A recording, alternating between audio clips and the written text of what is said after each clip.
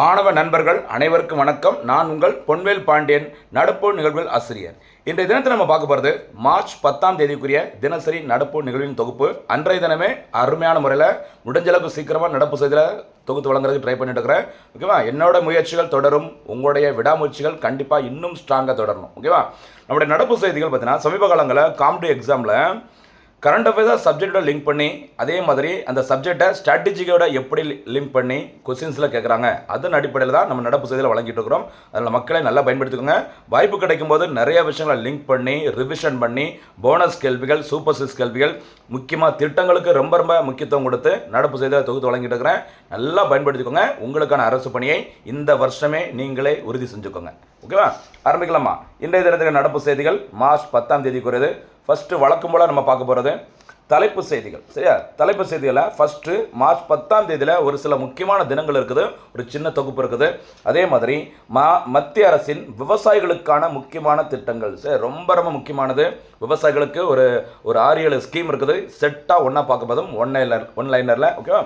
அடுத்து பார்த்தீங்கன்னா the king and queen of world cricket. சரி, உலக லெவலில் நடக்கிற அந்த கிரிக்கெட் போட்டிகளில் சரிங்களா, சாம்பியன்ஸ் ட்ராஃபியாக இருக்கலாம், வேர்ல்டு கப்பாக இருக்கலாம், அண்டர் 19 இருக்கலாம், ஆண்கள் பெண்கள் மகளிர் அப்படின்னு சொல்லிட்டு எல்லா கிரிக்கெட்லையும் பார்த்தீங்கன்னா செம்மையாக கலைக்கிட்டு இருக்குது இந்திய கிரிக்கெட் அணி தான். என்னென்ன அந்த ட்ராஃபிலாம் வின் பண்ணியிருக்காங்க அது ஒரு லிஸ்ட்டாக பார்க்க போகிறோம். இன்றைக்கி எடிட்டல் பேஜை சூப்பராக போட்டிருந்தாங்க, அப்படியே நான் தொகுத்து வழங்கியிருக்கேன் பாருங்கள். அடுத்தபடியாக உலக அளவில் சரியா எந்தெந்த நாடுகள் அதிக அளவு ஆயுதங்களை இறக்குமதி செய்கிறாங்க அந்த பட்டியலை பார்க்க போகிறோம். அதே மாதிரி இந்தியாவிற்கு அதிக அளவு யார் ஆயுதங்களை இறக்குமதி பண்ணுறாங்க அந்த நாட்டிலேருந்து, அந்த மாதிரி பார்த்துட்டு இறுதியாக சூப்பர் சிக்ஸ் கேள்வியும் நம்ம பார்க்க போகிறோம். சரியாம்மா? சூப்பரான ஒரு நோட்ஸை விட்டுறாதீங்க. சரி, மார்ச் 10ஆம் தேதி முக்கிய தினங்கள். அதில் ஃபஸ்ட்டு பார்க்கும்போது CISF. சரி, CISF. ஓகேவா? இந்த CISF அப்படிங்கிற அமைப்பானது முறைப்படி செயல்பட தொடங்கியது மார்ச் 10, 1969. சரியா? 2026 கிடையாது, மார்ச் 10ஆம் தேதி. ஞாபகம் வச்சுக்கோங்க. தமிழில் என்ன சொல்லுவாங்க அப்படின்னா மத்திய தொழிலக பாதுகாப்பு படை. சரியா? Central industrial security force. என்ன பேர்? Central industrial security force. March 10, 1969 மறக்கக்கூடாது. சரியா? 1969 நிறைய சம்பவங்கள் இருக்குது, உங்களுக்கு தெரியும் நினைக்கிறேன். சரியா? இந்தியாவில் முதல் முறையாக ஒரு 14 வங்கிகள் தேசியமயமாக்கப்பட்டது. இஸ்ரோ உருவாக்கப்பட்டது. சரியா? கரன்சி நோட்டில் காந்திஜியின் உருவப்படம் முதல் முறையாக இடம்பெற்றது. தமிழ்நாடு முறைப்படி பெயர் மாற்றம் செய்யப்பட்டது. இது எல்லாமே இந்த வருஷம் தான், 1969. அதே 1969 தான் CISF அமைப்பும் உருவாக்கப்பட்டது. சரியா? அடுத்தபடியாக பாருங்கள், அடுத்த செய்தி போலாமா? அப்படியே பாருங்கள். சர்வதேச பெண் நீதிபதிகள் தினம். சரியா? ஞாபகம். சர்வதேச பெண் நீதிபதிகள் தினம் முதல் முறையாக 2022ஆம் ஆண்டில் கொண்டாடப்பட்டது. எந்த தேதியில்? மார்ச் 10ஆம் தேதியில் தான். ஓகேவா? அடுத்தபடியாக இதில் ஒரு போனஸ் கேள்வி கேட்கலாமா? இந்திய உச்சநீதிமன்றத்தின் முதல் பெண் நீதிபதி யார்? சரிங்களா? மற்றும் இந்திய உச்சநீதிமன்றத்தின் முதல் பெண் தலைமை நீதிபதி யார்? கவனமாக அது பதில் சொல்லுங்க பார்க்கலாம். இந்திய உச்சநீதிமன்றத்தின் முதல் பெண் தலைமை நீதிபதி மற்றும் இந்திய உச்சநீதிமன்றத்தின் முதல் பெண் நீதிபதி யார்? இருந்தால் பதில சொல்லுங்கள் கமெண்ட்டில். ஓகேவா? அடுத்து சர்வதேச பெண் விவசாயிகள் ஆண்டாக 2026ஆம் ஆண்டினை ஐக்கிய நாடுகள் சபை அறிவிச்சிருக்கிறாங்க. அதே மாதிரி சர்வதேச பெண்கள் தினம் சமீபத்தில் நம்ம பார்த்துருந்தோம், இது எல்லாமே மார்ச் 8ஆம் தேதி. அதே மாதிரி சர்வதேச பெண்களுக்கான ஆண்டாக யுனைடெட் நேஷனால் அறிவிக்கப்பட்டது 1975. இது எல்லாமே முக்கியமானது பாருங்கள். பெண்கள் தொடர்பான திட்டங்கள், அறிவிப்புகள், சரியா, இந்த ஆண்டுகள் தினங்கள் எல்லாமே ரொம்ப முக்கியம். சூப்பராக தொகுத்து இருக்கும், பார்த்துக்கோங்க. சரியா? அடுத்தபடியாக நான் ஏற்கனவே சொன்ன மாதிரி ஒரு சூப்பரான ஒரு தொகுப்பு இன்றைய தினத்தில் கிடச்சிருக்குது. மத்திய அரசின் விவசாயிகளுக்கான முக்கிய திட்டங்கள். ஃபஸ்ட்டு ஃப்ரண்ட் பேஜ்லேயே மத்திய அரசோட விளம்பரம் ஒன்று வந்திருக்குது. அதில் விவசாயிகளுக்கு என்னென்ன திட்டங்களை நாங்கள் பண்ணியிருக்கிறோம், இதன் மூலம் தமிழ்நாடு விவசாயிகள் என்னென்ன நன்மை அடைஞ்சிருக்கிறாங்க அப்படிங்கிற பட்டியல் போட்டிருந்தாங்க. நம்ம அதை தொகுத்து பார்க்கலாம். பாருங்கள், ஃபஸ்ட்டு PM கிசான் திட்டம். சரியா? PM கிசான்ங்கிறது ஒரு ஷார்ட் நேம். அதோட ஃபுல் ஃபார்ம் பிரதான் மந்திரி. சரியா? கிசான் சம்மன் நிதி. சரியா? பிரதான் மந்திரி கிசான் சம்மன் நிதி. தமிழில் சொல்லும்போது பிரதமரின் விவசாயிகளுக்கான கௌரவ நிதி திட்டம் சொல்லுவாங்க. சரியா? இந்த திட்டமானது பிப்ரவரி 24, 2019 அன்று தொடங்கப்பட்டது. தொடங்கி வைக்கப்பட்ட இடம் உத்தரப்பிரதேச மாநிலம் கோரக்பூர். சரியா? அந்த கோரக்பூரில் இந்த திட்டம், அதாவது முதல் தவணை வெளியிடப்பட்டது. இந்த திட்டத்தின் மூலமாக விவசாயிகளுக்கு ரூபாய் 6000 நிதி உதவி. மொத்தம் 3 தவணைகளில் 4 மாதங்களுக்கு ஒரு முறை 2000 கொடுப்பாங்க. மொத்தம் ஆண்டுக்கு எவ்வளவு? ரூபாய் 6000. ஓகேவா? இது PM கிசான் திட்டம். அடுத்து PM பிரதான் மந்திரி கிசான் மன்தன் யோஜனா. சரியா? பிரதமரின் விவசாயிகளுக்கான ஓய்வூதிய திட்டம். சரிங்களா, செப்டம்பர் 12, 2019 அன்று தொடங்கி வைக்கப்பட்டது. ஜார்க்கண்ட் மாநிலம் ராஞ்சில் இந்த திட்டம் தொடங்கி வைக்கப்பட்டது. சரிங்களா, இப்போ பெரிய பெரிய கவர்மெண்ட் ஜாப்ல இருக்கிறவங்க, சரியா, பிரைவேட் ஜாப்ல இருக்கிறவங்களாம் பென்ஷன் கொடுப்பாங்க.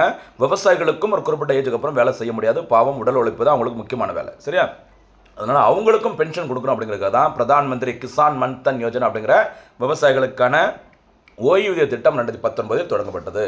அடுத்தபடியாக PMFBY, சரி, பிரதான் மந்திரி ஃபசல் பீமா யோஜனா. சரி, ஃபசல் பீமா யோஜனான்னா பிரதமரின் பயிர் காப்பீடு திட்டம். சரியா, பிப்ரவரி 18, 2016 தொடங்கப்பட்டது.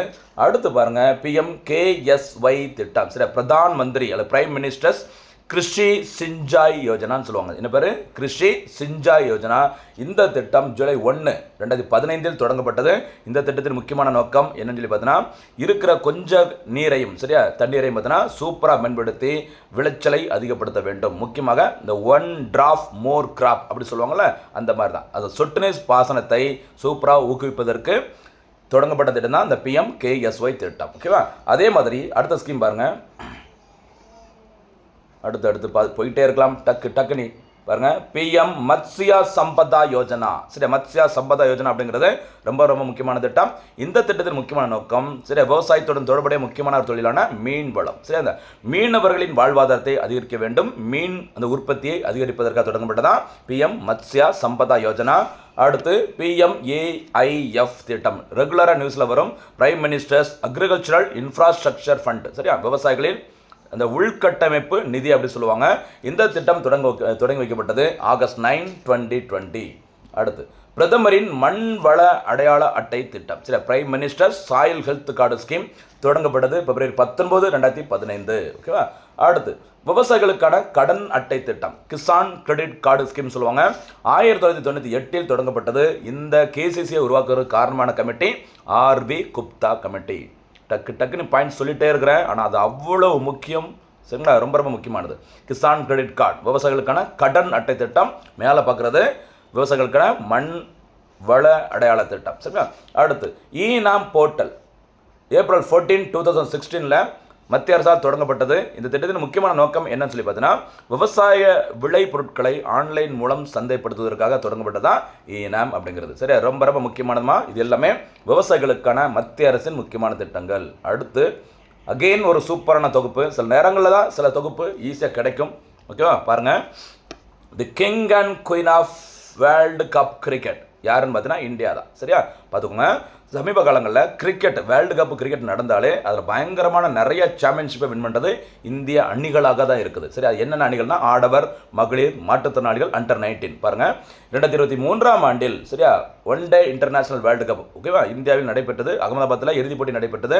அதில் இந்திய அணி 2ஆம் இடத்தை பெற்றது. 2ஆம் இடம்னாலும் அது ஒரு சாதனை தானே. சரியா, பார்த்துக்கோங்க. ஓகேவா? அடுத்தபடியாக 2024 ஆண்டில் சரியா T20 உலகக்கோப்பை கிரிக்கெட் போட்டி, ஆடவருக்கான 2020 உலகக்கோப்பை கிரிக்கெட் போட்டி வெஸ்ட் இண்டீஸ் மற்றும் அமெரிக்காவில் நடைபெற்றது. இதில் இந்திய அணி ரோஹித் சர்மா அவர்கள் தலைமையிலான இந்திய அணி சாம்பியன் பட்டத்தை வின் பண்ணியிருக்கிறாங்க. அடுத்தபடியாக ஓகேவா 2025 ஆண்டில் சாம்பியன்ஸ் டிராஃபி கிரிக்கெட்டில் இந்திய அணி சாம்பியன் பட்டத்தை வின் பண்ணியிருக்கிறாங்க. ஓகேவா?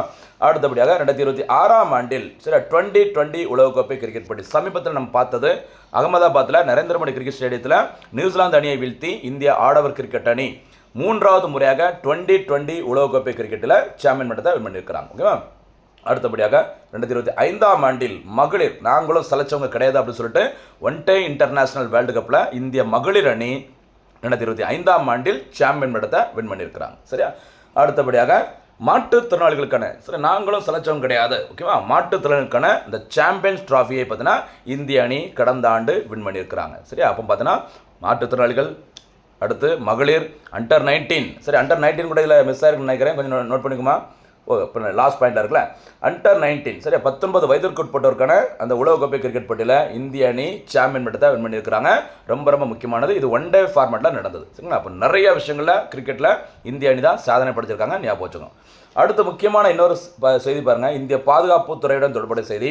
உலகில் அதிக அளவு ஆயுதம் இறக்குமதி செய்யும் நாடுகள் எங்கே இருந்து, சரி, அதாவது யார் அதிக அளவு இம்போர்ட் பண்ணுறாங்க, ஓகேவா?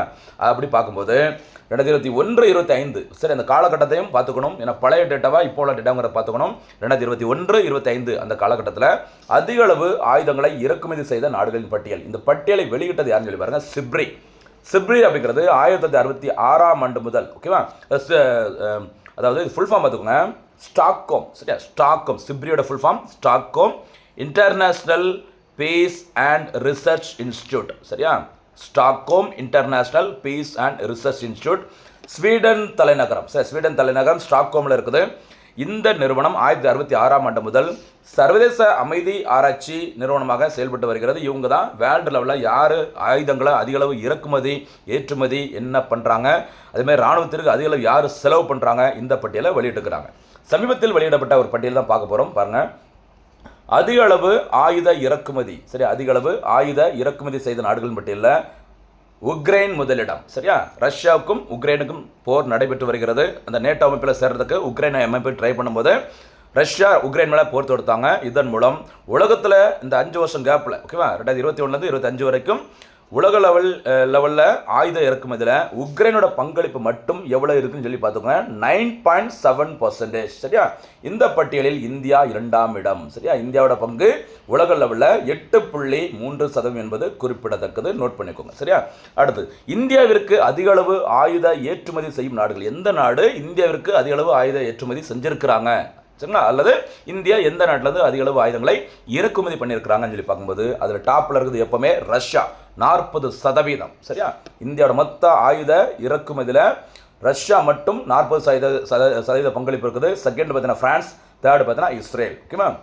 இந்த 2016 2020, அதாவது இதுக்கு முந்தைய அந்த 5 ஆண்டு காலத்தில் கம்பேர் பண்ணும்போது தற்போது, சரிங்களா, இந்த 2021 2026 காலகட்டத்தில் இந்தியாவின் ஆயுத இறக்குமதி 4% குறைஞ்சிருக்குது. இதுக்கு காரணம் என்ன சொல்கிறாங்க அப்படின்னா, ஆத்ம நிர்பார் பாரத் திட்டம், அதாவது தற்சார்பு இந்தியா திட்டத்தின் கீழ், ஓகேவா, நம்மளுடைய இராணுவ உற்பத்தி திறன் அதிகரிச்சிருக்கு. இந்தியாவுக்கு தேவையான எல்லாத்தையும் உற்பத்தி பண்ணோம். அதுக்காக தான் இந்த ஆத்ம நிர்பார் பாரத் திட்டம் தொடங்கப்பட்டது. போனஸ் கேள்வி கேட்கலாமா? ஆத்ம நிர்பார் பாரத் திட்டம் எப்போது தொடங்கப்பட்டது? இது ஷார்ட்ஸில் இந்த வீடியோவில் நிறைய வாட்டி பார்த்துருக்கோம். கரெக்டாக பதில் சொல்லுங்க பார்க்கலாம். இந்த ஆத்ம நிர்பார் பாரத் திட்டம் COVID-19 அப்புறம் தொடங்கினாங்க. இந்த திட்டம் தொடங்க பிறகு நம்முடைய ஆயுத இறக்குமதியோட அளவு கிட்டத்தட்ட 4% குறைஞ்சிருக்கு அப்படின்னு சொல்லியிருக்கிறாங்க, சரிங்களா? அடுத்தபடியாக இன்றைய தினத்திற்கான சூப்பர் 6 கேள்விகள். முதல் சூப்பர் 6 கேள்வி என்னன்னு சொல்லி பாருங்கம்மா. CISF அமைப்பு எந்த ஆண்டு உருவாக்கப்பட்டது? அப்படியே அதோட விரிவாக்கத்தை சொல்லுங்கள். இரண்டாவது சூப்பர் 6 கேள்வி, சர்வதேச பெண் விவசாயிகள் ஆண்டு எப்போது கடைபிடிக்கப்படுகிறது? PMKVY திட்டம் எப்போது தொடங்கப்பட்டது? ஃபுல் ஃபார்ம் சொல்லிட்டு இந்த வருஷம் சொல்லுங்கள். நான்காவது சூப்பர் 6 கேள்வி, விவசாயிகளுக்கு ஆண்டிற்கு ரூபாய் 6000 நிதியுதவி வழங்கும் மத்திய அரசின் திட்டத்தின் பெயர் என்ன? ஐந்தாவது சூப்பர் 6 கேள்வி, பிரதமரின் பயிர் காப்பீடு திட்டம் எப்போது தொடங்கப்பட்டது? ஆறாவது மற்றும் இறுதி சூப்பர் 6 கேள்வி, பிரதமரின் மண்வள அட்டை திட்டம் மற்றும் KCC இரண்டுமே எப்போது தொடங்கப்பட்டது? சூப்பராக பதில் சொல்லுங்கள். உங்களுக்கான அரசு பணியை நீங்களே உறுதி செஞ்சுக்கோங்க. நம்மளோட எஃபோர்ட்டு ஹார்ட் ஒர்க்கு நிஜமாக உங்களுக்கு பிடிச்சிருந்தா அப்படின்னா ஒரு லைக் பண்ணிக்கோங்க. நம்ம சேனலை சப்ஸ்கிரைப் பண்ணி வச்சுக்கோங்க. ஒரு நோட்டு போட்டு எழுதிட்டு வாய்ப்பு கிடைக்கும்போது உங்கள் ஃப்ரெண்ட்ஸுக்கிட்ட ரிவிஷன் பண்ணிக்கோங்க. கண்டிப்பாக நம்ம தேர்வில் வெற்றி பெறுவது உறுதி. மீண்டும் சந்திக்கலாம். நன்றி, வணக்கம்.